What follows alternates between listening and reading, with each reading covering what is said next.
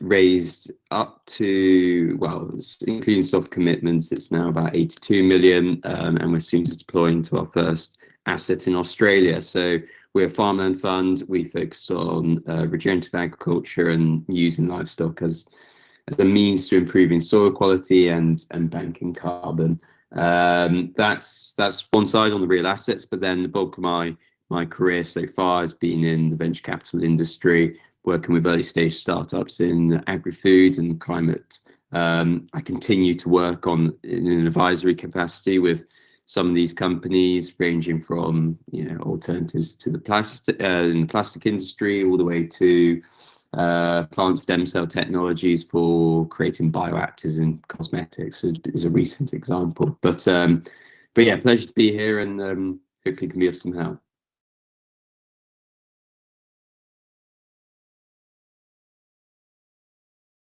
That's brilliant. Thank you very much to all three of you. Really appreciate that. I'm sure you've seen quite a bit of stuff out there in terms of what startups do early stage when it comes to their journey fundraise. And there's probably stuff you've been impressed by or liked, as well as stuff that you found quite horrible. It might be a good idea to hear from you what your thoughts are in terms of early do's and don'ts for early stage. So perhaps we can we can start rather, shall I say, with Archie. Then we'll go on to Oscar and then Adora. If you can think of a do and a don't each that is important when it comes to early stage fundraising. Archie? So on a do, I'd say keep a very tight CRM, and that's sort of CRM, let's say, of investors, people you've spoken to.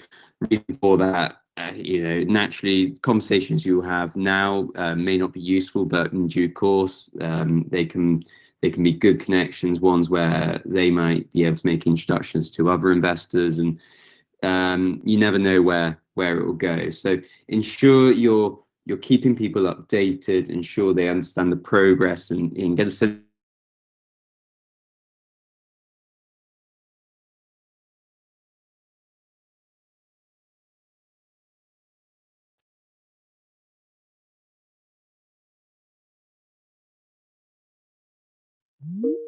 Don't do a sort of spray and pray approach. Ensure that everything is very targeted, personalized, and you take the time to speak to them, get to know them, and not just hand them your deck over LinkedIn, email, or quickly at an event before moving on to the next person. It can be frustrating naturally, because after spending a bit of time with a certain investor, you realize that it might not actually be applicable, but that's part of the game. I'm going to start with a don't, and the key don't is don't underestimate the importance of knowing your numbers.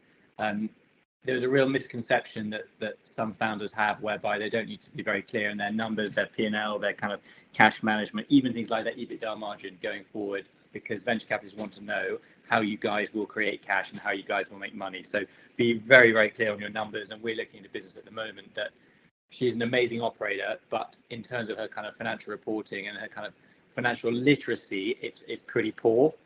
So do not underestimate the importance of knowing your numbers. And in terms of be incredibly responsive. Once you get an investor who's interested, reply to their requests within 24 hours, even over the weekend. Again, if you don't reply for 2 or 3 days, it will go cold. So do be very responsive. Yeah, not much to add. They had both great points. I guess on the don't, maybe another don't underestimate, but I think the amount of time to fundraise, I think people think, oh, I'll be done in 2 months. And if you think about your cash runway and burn, and you're trying to back calculate, you might run out of time. So I would say, people say at least 12 months out when you have runway, start thinking about that fundraise. If you have time, get other teammates involved, start even earlier and start rethinking so you don't feel like you're up against the wall. The do, I think, is probably connected to that first answer, where the CEO sometimes will take the burden upon themselves, but there are other teammates. You have a co-founder, like to create an excellent data room takes a lot of time. To prepare for fundraising takes a lot of time. You know, incorporate those other team members who could help. As a CEO, you're going to have a lot on your plate already. So if there's ways that you could get some good help to build the data room, I think that's it.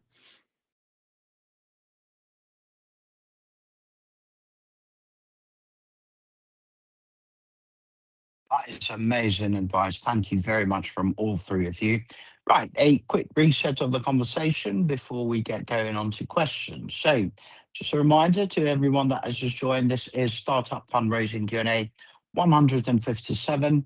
We're here to help founders with whatever questions you may have on your fundraising journey, whether it is about investor outreach, or maybe when you decide whether you do need to raise funding, how much should you raise, perhaps how to get your pitch deck done, how do you decide whether it should be a bank or a VC or an angel or a grant, how do you get your data room ready, and all that jazz. There literally are no wrong questions, and there's no need to be shy. It's a learning curve for us all.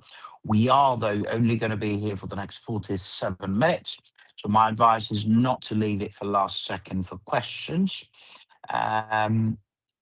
By the way, for those of you here on Microsoft Teams, all you have to do is drop your question in the chat. We'll give you the mic, and then you can ask the investors. For those of you on the live streams, whether you're on LinkedIn, YouTube, Facebook, or Instagram, please remember that we are unable to monitor your questions there live, so you'll have to join us here on Microsoft Teams. Quickest way to do that is to either click on the links on those live streams, or simply go to our website, startup2scaleup.club. Scroll down a tiny bit, you'll find today's session, Startup Fundraising Q&A 157. Click join and follow the steps there.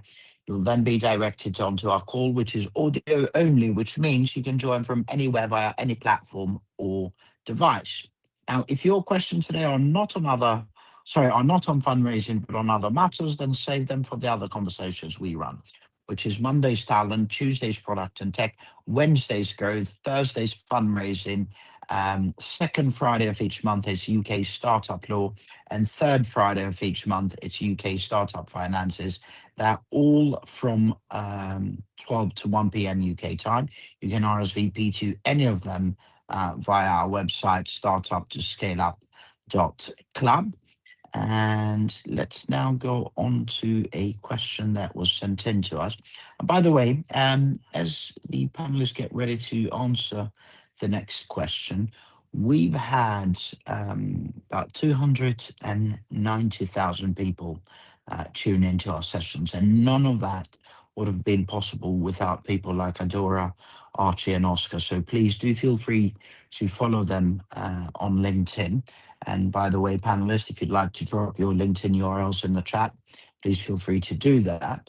I've put a question in the chat. I'll read it out loud for the live streams, but the others can read it here. So this is a sports analytics founder based in Manchester, pre-seed. She used to be a sports analyst. I'm building an app that provides real-time analytics for amateur sports teams. We're considering demo days at local accelerators. What should I prioritize in our demo day pitch to stand out amongst tech startups that might have more general or popular appeal? That's an interesting question. In my experience, most accelerators want you to go through their programs in order to end up on their pitch days, on their demo days. But then there are some others, I think Focal or whatever it used to be called, they do that. And there's a few others that you can just apply. But let's hear it from the panelists. So maybe we can start with Oscar, then Adora, and last but not least, Archie. What's your advice here? Sure. I mean, I would focus on two things. Number one is be really clear, because it's quite a technical world, those sports apps, exactly the problem that you're solving, because sports apps is incredibly competitive, whether you have pure tech players, whether you have some Nike, Adidas playing there now.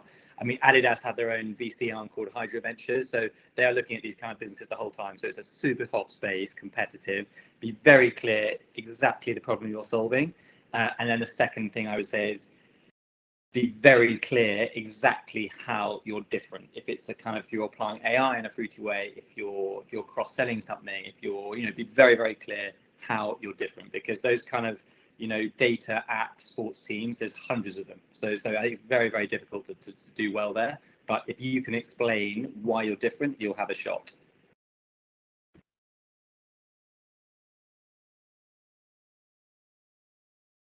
Yeah, thanks for that. I agree with his as well. I would say two words: TAM and moats. If this word doesn't sound familiar, I'll give a quick one. So total addressable market, having that in quantifiable form, like this is how much people spend in this market. This is how much potential revenue we could make, right? Like with VCs, if it's not in the billions, I don't know how much they take it seriously, because they'll assume you're one of many competitors taking a small slice of the pie.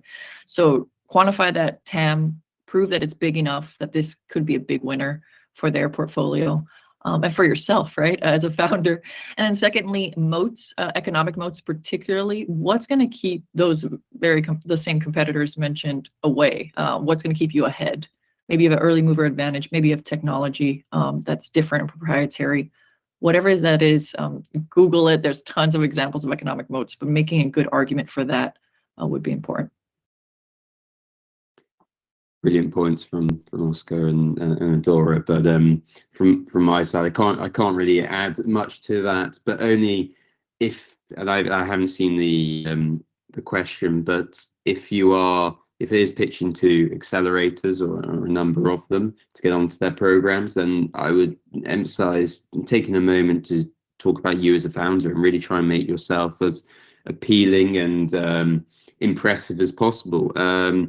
Discuss about your track record and your previous work, and really what's motivated you in starting the company, because you know everyone in the room will know that it's a leap of faith in a way to start something new, and to share the confidence you have in your own capabilities in the company is impressive, and they will be working with you and investing potentially into you as an individual. So on top of uniqueness, moats, TAM, you know, make sure you don't overlook you as a person and a founder.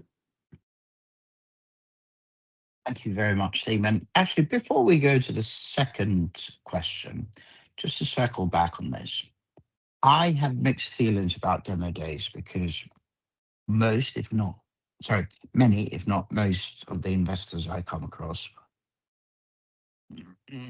don't feel, although they do end up going to a lot of them, they don't feel they get a lot of value from them. And most of the founders feel like it's a waste of time. What is your view? And is there any sort of maybe good hack to go about demo days? Any thoughts that you may have on this would be greatly appreciated, especially bearing in mind, often when you're a founder, you may be putting in 19 hours a day, and going to a demo day, just the fact that you're going there will easily take 4 or 5 hours, if not a whole day out of your time, let alone the prepping for it and all that jazz. Let's start with Adora, then Archie, and then Oscar, please. Anything you want to add here, just get it out of your chest. Anton, this is a great question. Like, I think it's one that's good to ponder, and I'm not going to upset anybody running demo days with a controversial answer, but I think it's a real cop-out answer, but it depends, right? Some demo days I've noticed, and I'll say Y Combinator as an example, is very, very, it's like invite only, like you feel like you're special to be there. So I think people take it very seriously. Some demo days, maybe that's open to public invite. Maybe it's like, you know, it's too wide of an audience. People may not show up, you know, there's no incentive. I think there is a scale of like how it's done. Maybe for you as a founder, I would just be a bit picky, right? Like, you hear from other founders who've done that demo day. Has it been worth it? Did they get some good connections? And if you do decide on one that really we actually find more valuable is not the day of, as investors, talking to them before or after. That's where the quality conversations come up. So check those emails or be responsive, I think, as one of my fellow panelists said, because it's the before and after where you actually get that quality stuff. And you might even be done fundraising before demo day if you do well. Yeah, fantastic. And yeah, I can only reiterate, it's Yeah, I personally also find this with conferences in a way. If I have made the mistake of turning up and sort of just going through the motions and being less proactive, then I get out of it what I put in, which can be, you know, at times hopefully not often little, and then when I really put the time and effort in, I get a lot out. In terms of demo days, I would just say do your due diligence, speak to other founders, people who've done gone through the process. So yeah, not a huge amount more to add to Adora. Yeah, and I would agree with that. The main thing is spend a lot of time on LinkedIn, on Google, on Perplexity, and understand exactly who is attending a demo day, and reach out to them before and give them a kind of written overview of what it is you're trying to do. And if they like it, they will, as Adora said, they will speak to you before the demo day. You will be pretty hot before you even get there. So that would be my advice, which Adora has already mentioned. So nothing else to add.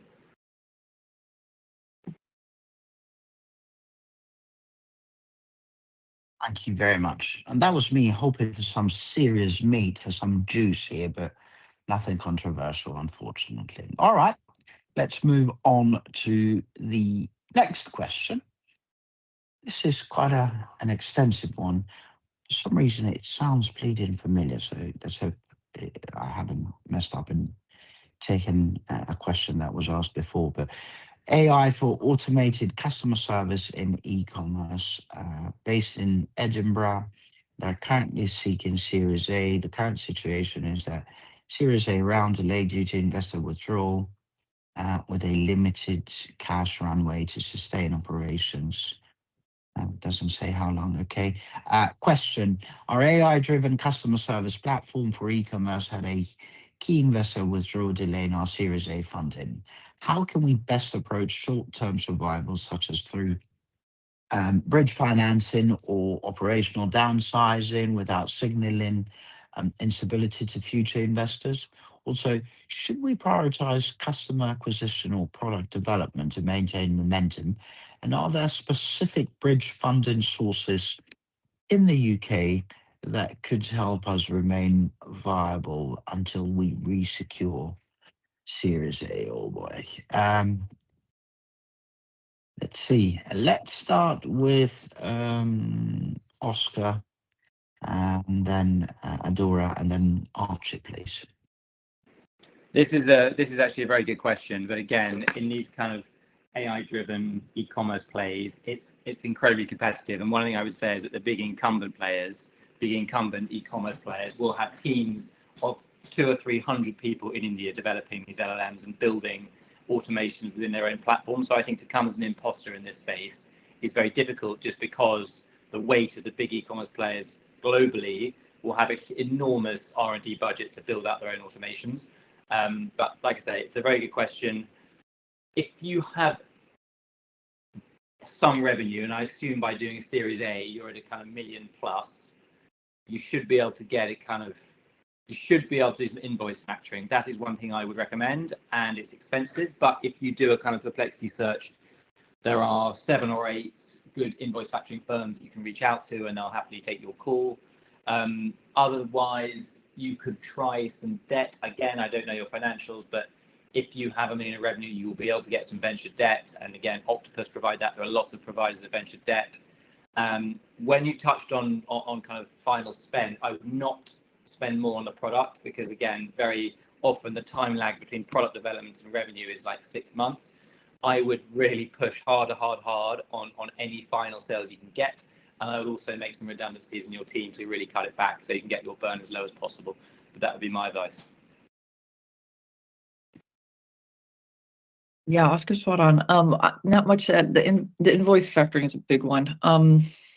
Gosh, I think, you know, and to be clear, you're not the only one in this boat. So like, you know, I think all of us probably have some portfolio companies that you think through. I think burn it's an uncomfortable kind of exercise, but just sitting there and thinking through your cash burn and being like, what is necessary, what's not necessary, and to be sensitive as well, right? Sometimes headcount is one that can really save you some runway. So choosing, and if you do it, please fire well. I know it seems like an oxymoron, but just thinking through how do you do that without kind of killing morale at the office as well. So yeah, talking about burn, being transparent during the town halls as well, because I think lack of communication is they're going to assume the worst. But that's what I think is just sitting down with your CFO or yourself, thinking through what actually can be cut. And usually those are going to be marketing. I think it's an easy one that you usually can go. Travel, big time. And then so we just think through those things. But headcount is a sensitive one, so I'll just be aware of that. Not a great deal to add from my side, but I don't know the exact details of how much runway you have, or maybe you said, but I didn't catch it. How much, whether you've got other investors lined up or potential follow-ons. But from my side, again, consider debt financing, depending on revenue. Even look at, I don't know, safes, convertibles of those those potential investors who were looking to either come in alongside the one that fell out, that's fallen away, or were potentially going to lead. You could always, but this is, probably last case would be to reduce the size of the round, but as a result, that does display a reduction in the sort of potential growth over the next couple of years. Make sure, I would say, make sure you bring in the existing shareholders, existing VCs that are on your cap table, and really utilize their own networks. Potentially they have people and other investors that come in and alongside them, lean on them for due diligence.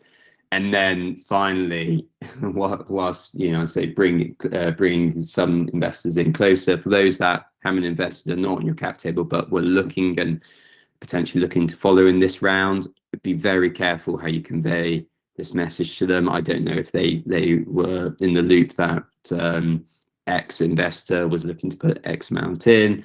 You need to be careful of why they've looked to not follow through with it.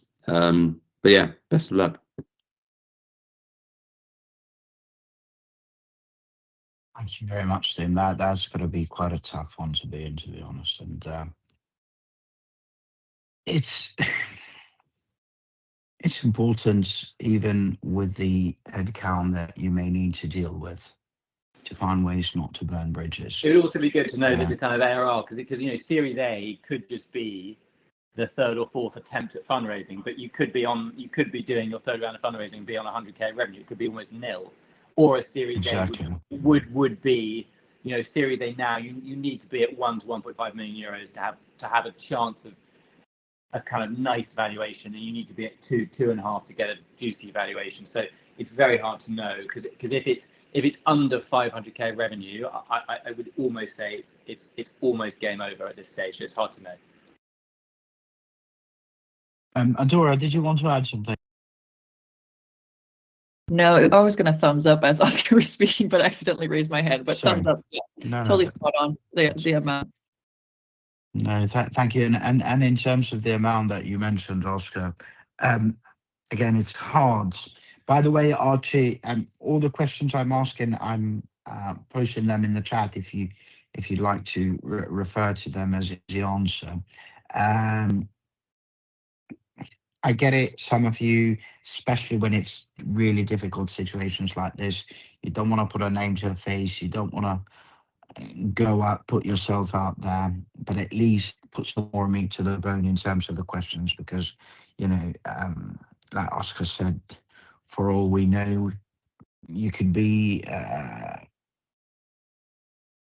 at whatever level, and we can't help you if we don't know some details. And to be honest with you, with what I see a lot out there, and probably the investors here have seen that, is that a lot of founders throw out serious this and that without really having any idea where that is. And let's be honest, sometimes it's also the investor's fault, because that can be, picking a series can be often bit more of an art than a science. So at least add some detail as to what your situation is. And believe you me, people won't be identifying who you are. Okay, we now have 28 minutes to go. We've got time for a few more questions. Be nice to get some questions live, because one, our panelists are much better at giving the right answers that way, and two, it makes for better conversations. So quick reminder, this is Startup Fundraising Q&A 157.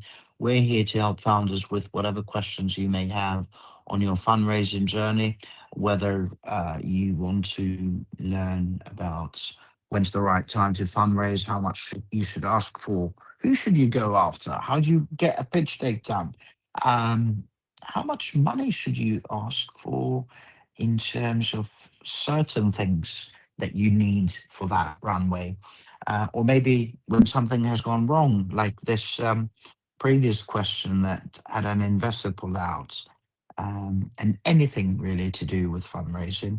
All you have to do is drop your question in the chat here on Microsoft Teams. We'll give you the mic. You can ask then the panelists. For those of you that are on the live streams, whether that's LinkedIn, YouTube, Facebook, or Instagram, we are thankful, but unfortunately, we are unable to monitor your questions there live. So if you do want to ask our team anything, you'll have to join us here on Microsoft Teams. Quickest way to do that is to go to our website, startuptoscaleup.club. Scroll down a tiny bit, you'll find today's session, Startup Fundraising Q&A 157. Click join, quick registration, just follow the steps there, then you can join us here in Microsoft Teams. And being audio only, it means you can join us from anywhere via any platform or device. And it doesn't matter whether you're walking your dog in Surrey, working from a shared office in the city, or perhaps changing baby nappies in Liverpool, or cooking lunch in Glasgow. This is quite easy to join, and it's free.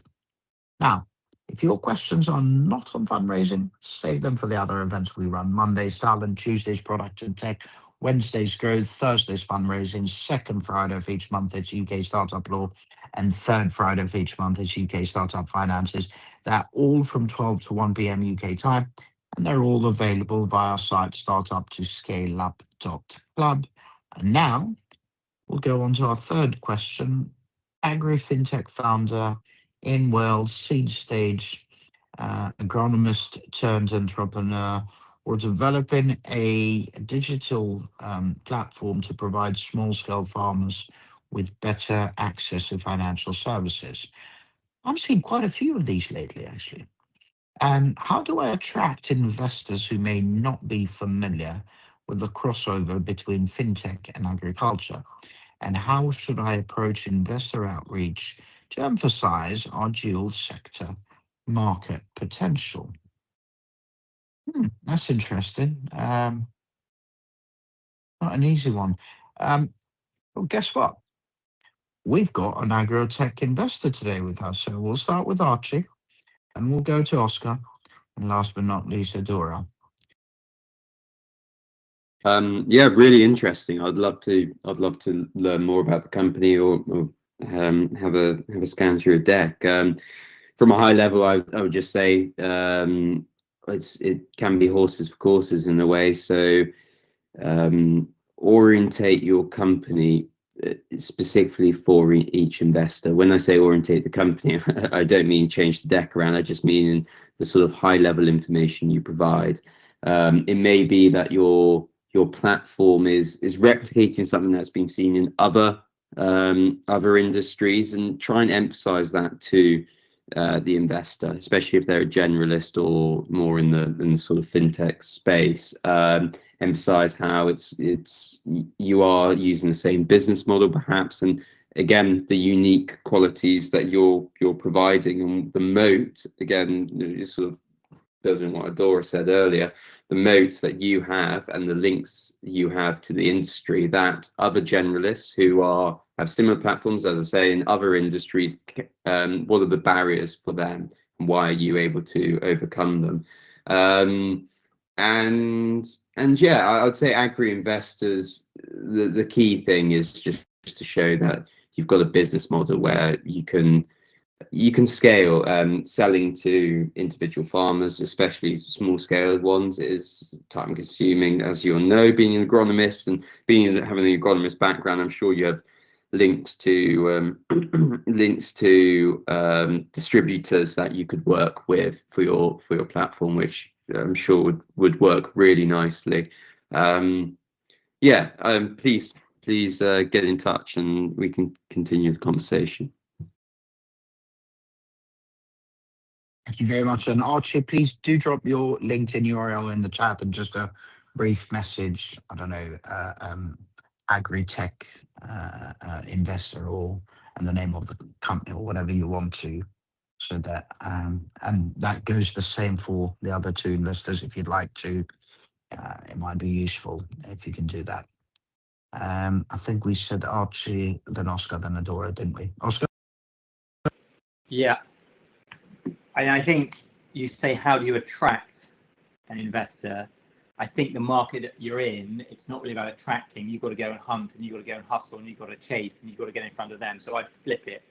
And a good part of your product is that you can cross both fintech and agri-tech. And luckily, London, I don't know if you're based in London, but certainly UK has got a ton of good fintech investors. So I'll read a couple out, and then you can write these down, or you can research yourself. And I would actually reach out, or I pick up the phone to some of these names. So you've got Seed Camp, Local Globe, Boulderton, Force Over Mass, MMC, Notion, Outward, Albion VC do fintech. So there's lots of good funds in London, not in the UK, who do fintech.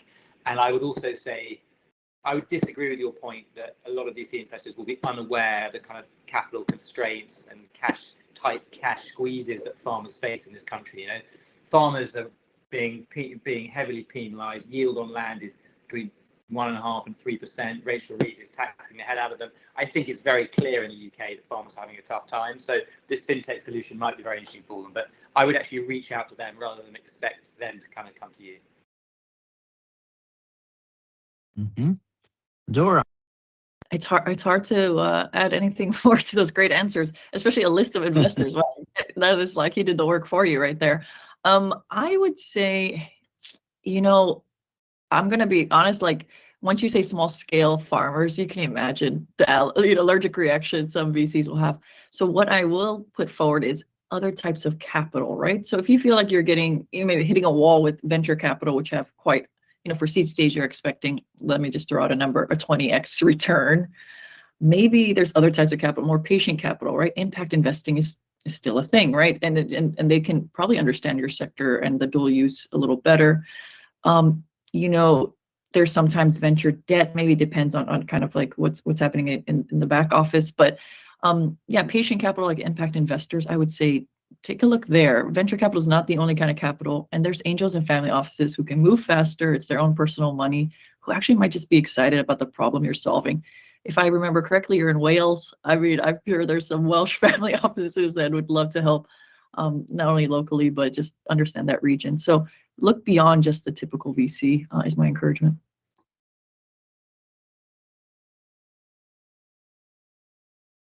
Yeah, I definitely agree with that. And to be honest, I've come across quite a few grants that are for the agri-tech world, and it's definitely worth looking into those.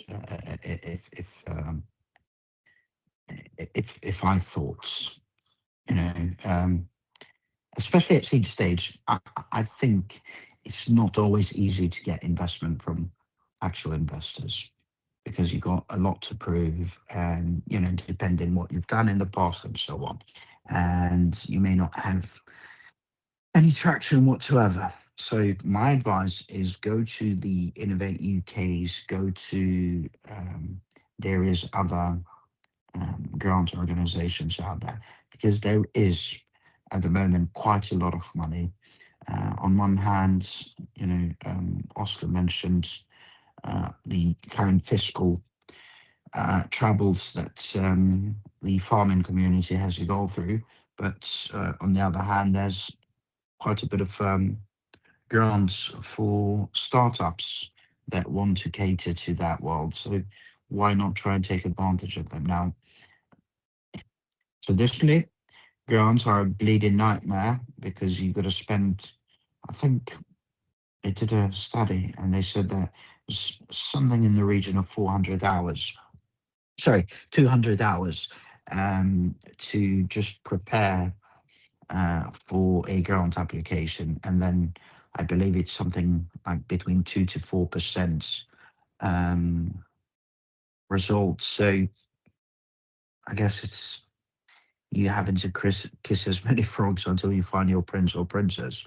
Simple as that. But let's go on to another question. I'll put that in the chat if the others want to read this. Childcare tech founder, London pre-seed child development expert. Our startup offers an app that connects parents with verified babysitters. The challenge is presenting a scalable model in a highly competitive market. What differentiation points should I highlight to investors to prove that our app stands out from existing solutions? Oh, Jesus. There are probably about 1,000, well, at least 1,000 of those apps in London alone. And before I get too deep into my rant and before I pass you on to my investors here, there's something I call NWIDS that I've seen work well with startups. N stands for need. You got to think, what is the need that you're fulfilling? What is the problem that you're solving? W stands for want. You got to be really precise about who would want to use this. How do you get to them? How do you get money from them? That's the most important part. I stands for innovation. What are you bringing to the fore, basically? What's innovation compared to what's out there at the moment? D stands for disruption, and this is very important too. Basically, you've got to think, who are you going to steal clients from? And S, which I'm assuming the investors here will back me on that, that is probably as important as the problem solving, and that's scalability. How are you going to scale this to a big enough number that is good enough to keep you afloat, but also good enough to give a good return to the investors? And unfortunately, mind you, I've done this myself, started a business, started with a solution, and then went to find a problem for it. And that is definitely a recipe for disaster. But I'm hoping Adora, Oscar, and then Archie might be kinder and more inspirational than I was with their answers. And that's pretty funny. Anton gave the sobering outlook. I will try to do some optimistic outlook here. So pre-seed, okay, early days. So you can kind of see, I would do some market research. What's the competitor landscape? It's a bit of a red ocean.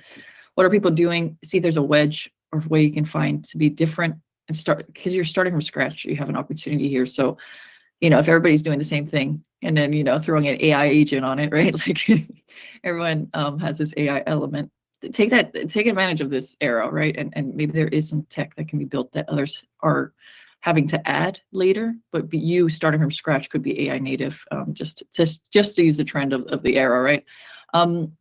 It sounds like you're a B2C marketplace. We don't do a ton, but one of our biggest outliers in our earlier fund, it was the Uber of Southeast Asia. And we have a lot of great learnings. A big one was just how do you fill up both sides of the marketplace, right? So where are the babysitters? Where are the parents? If you can find some good distribution channels, I think that's the way to start. Maybe it's parent groups, maybe it's schools, access to those lists, or these verified babysitters. I think if you could win filling up both sides, and it might be a bit of a price war here and there, but that's how I try to think through next steps.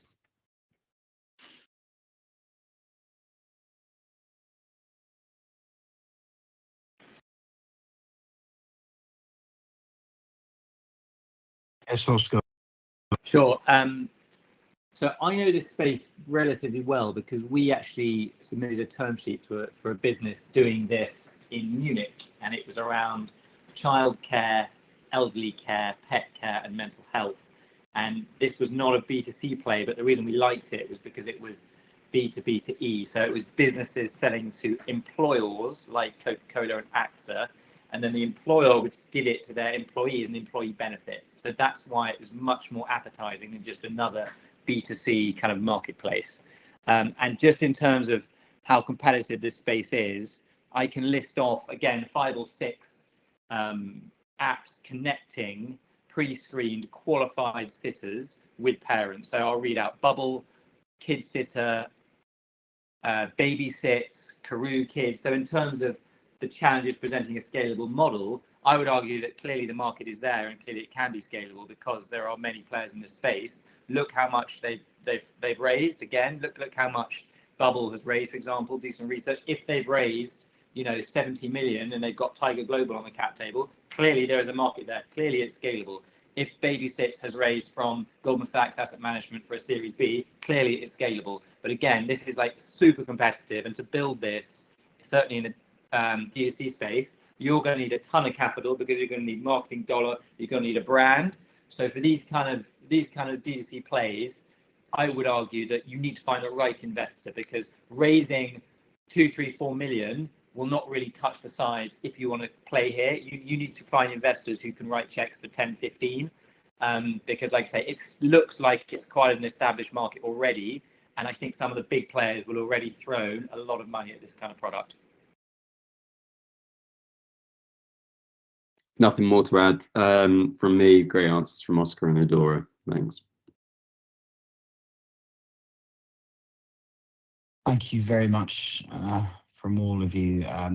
Just to end on a more positive note, and I started the answer to this, is that if you find a niche, because as it was said here, there is a market, there are people that are making money, there are people that are getting a ton of investment, but be aware that unless you have something to show in your background that will minimize the risk of investors putting money into you, then you're going to find it hard. So find ways to minimize that risk, and maybe even maybe look into some kind of a B2B2C route, for example, similar to what Oscar mentioned, because then investors will have a bit more appetite there. But definitely go really, really, really, really niche into. I don't know, just for argument's sake, and I feel I'm being biased here because I am the father of an autistic son. But maybe, I don't know, start with a niche of, let's say, babysitters and carers for autistic children, or maybe even nicher, babysitters and carers for autistic children in London that are bilingual and perhaps at home they speak a language different than English, and finding people, for example, for me, once my missus is born and bred here and a native, and she only speaks to our son in English, I try to speak to him only in Albanian. And it's always been important for me to find people that spend time with him that could also understand him. So again, I'm taking this too personally here, but the point I'm trying to make is be extremely niche, and then you can expand from there. Right here, we've got 10 minutes to go. I think we've got time for one more question. Okay, this is something I've dabbled or tried to a little bit and failed a couple of times. I'd love to hear the answers from the investors. AR platform for construction industry.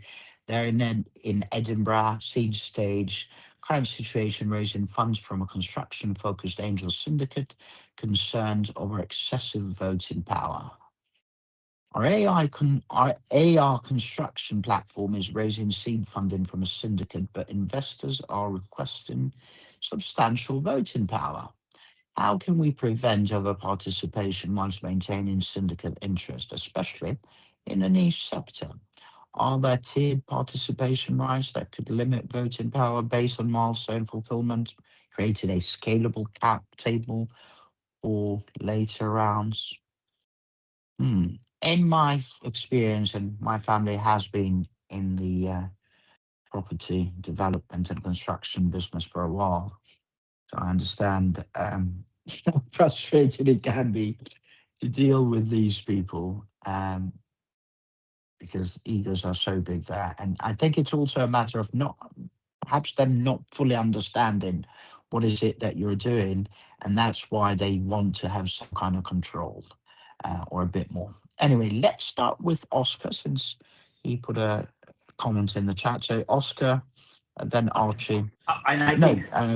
Oscar, Adora, and then Archie. Sorry, Oscar, go ahead. It's pretty normal that these syndicates are going to ask for some kind of voting power. So what I'm saying is you need to be specific in your question, because what specifically have they asked for? If it's board votes, yeah, that's pretty standard stuff.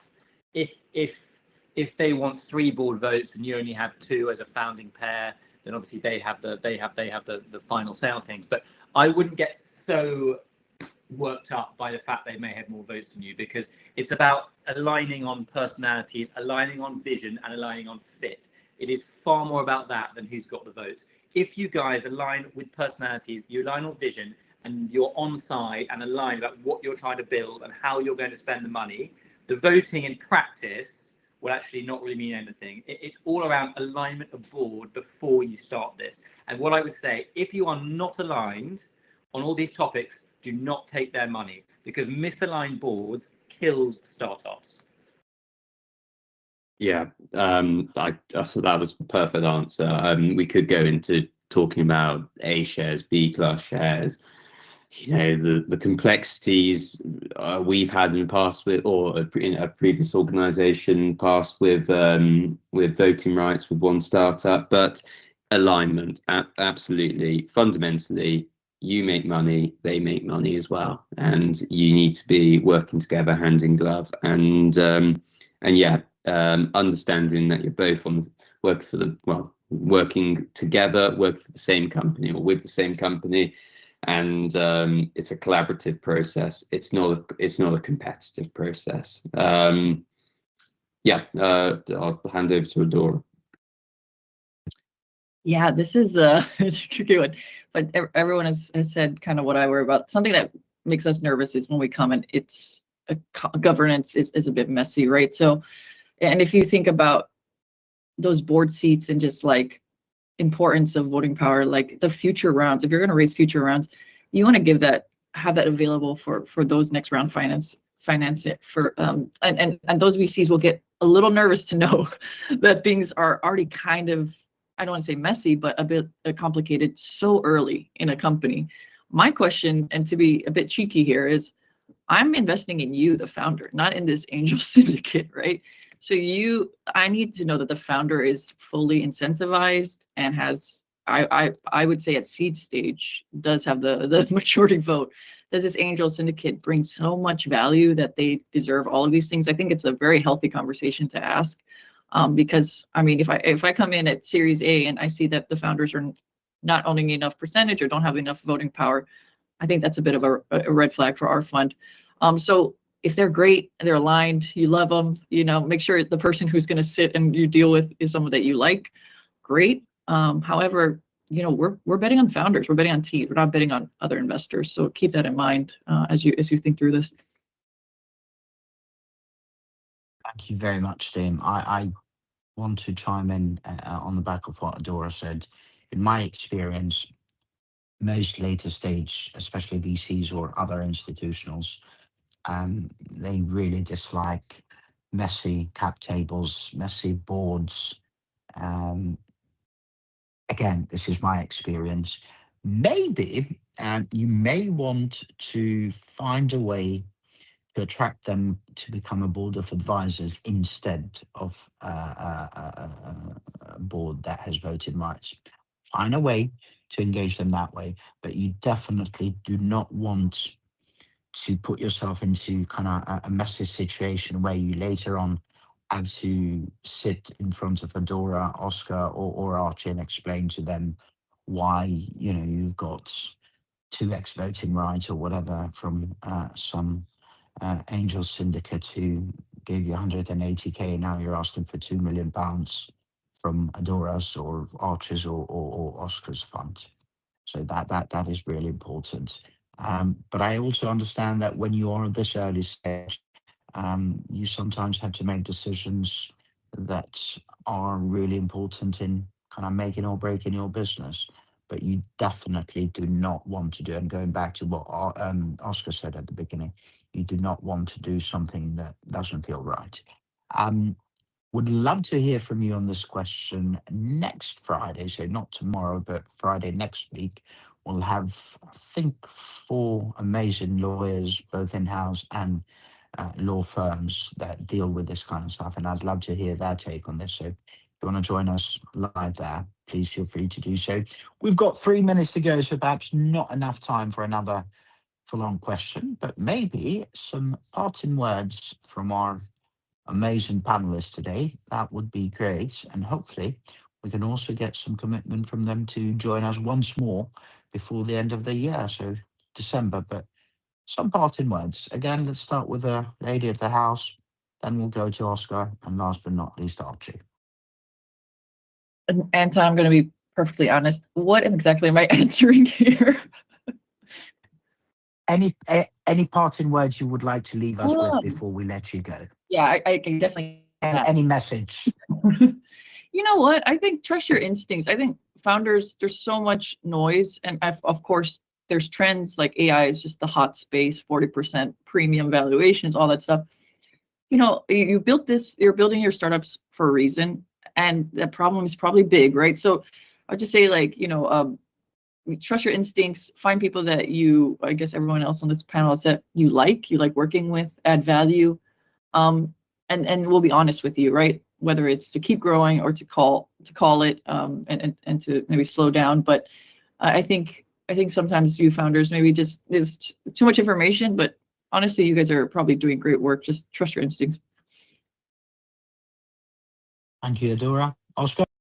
I'd say quickly 2 things. One is that VC money is not for everyone. In fact, I'd say it's for the minority of startups.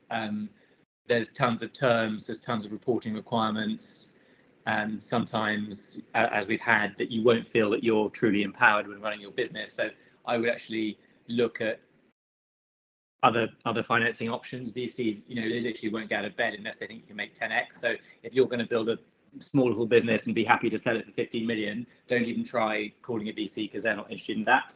And secondly, I would say, as you already know, being a founder is bloody tough, and it's really tough, and it's hard work. And I wish you all the best of luck, but you need to be obsessive, and you need to have a kind of utter commitment to have a chance of making it work. So I really, really do wish you all the best of luck. Thank you very much. And just before we go to Archie, just a quick note on what Oscar said about VC money not being for everyone. Guess what, everybody? It's between 0.25 to 0.05 of startups that get a VC investment. Just remember that. And there are currently about 150 million startups in the world. Archie?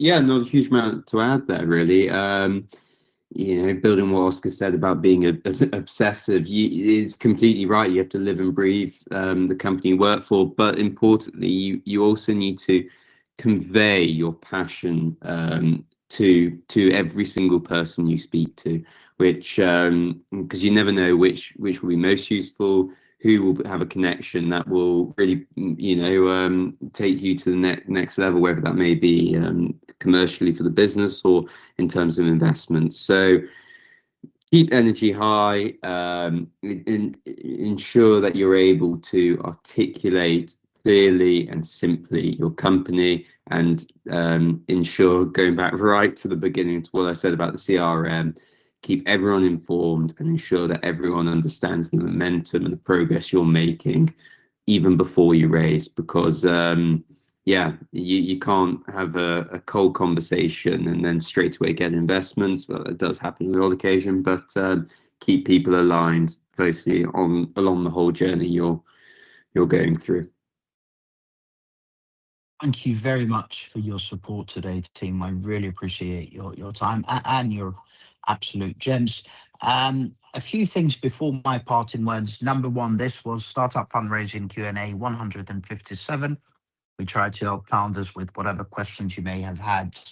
on your fundraising journey. We run 6 regular sessions: Mondays talent, Tuesdays product and tech, Wednesdays growth, Thursdays fundraising, second Friday of each month it's UK startup law, and third Friday of each month it's UK startup finances, where I annoy the believing Jesus out of the top people in our industry to come and help our founders for free and live audio only, so that you can tune in and join us from anywhere you are. We also have a WhatsApp community, various groups of founders, investors, operators, of course, our panelists / mentors that you can join. You can RSVP to any future session via our site, startup2scaleup.club. And also next week, check this out, we are going to be live in person at Britain's biggest business show, which is the business show, at the Excel, and we'll do our startup growth Q&A in person at 2:45 on Thursday.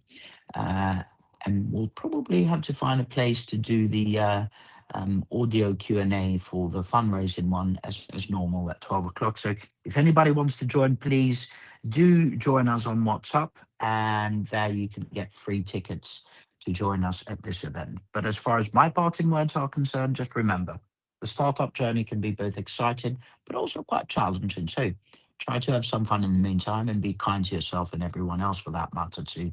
Otherwise, have a great weekend. God bless you all, and see you next week. Bye-bye for now.